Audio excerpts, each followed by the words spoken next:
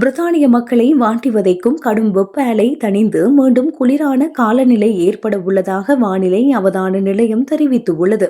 இன்றும் நாளையும் பிரிட்டனின் தெற்கு மற்றும் வடக்கு பகுதிகளில் வெப்பநிலை 35°C வரை உயர்ந்து கடுமையான வெயில் அலை நிலவக்கூடும் என எச்சரிக்கப்பட்டுள்ளது. எனினும் இந்த வெப்ப அலை நீண்ட நாட்களுக்கு நீடிக்காது என சர்வதேச வானிலை மாதிரிகள் தெரிவிக்கின்றன. எதிர்வரும் 20ஆம் திகதிக்கு பின்னர் வெப்பநிலையில் சடுதியான மாற்றம் ஏற்பட உள்ளது. குறிப்பாக ஜூலை மாதம் 22ஆம் திகதி காலை வேளையில் இங்கிலாந்தின் தென்கிழக்கு பகுதிகளில் வெப்பநிலை 14°C வரை குறைய உள்ளது. அத்துடன் ஸ்காட்லாந்தின் சில பகுதிகளில் 7°C வரையான கடுமையான குளிர்காற்று வீசக்கூடும் என வானிலை வரைபடங்கள் காட்டுகின்றன. இந்த திடீர் காலநிலை மாற்றத்தால் பிரிட்டனின் 25 மாவட்டங்கள் கடுமையாக பாதிக்கப்பட உள்ளன.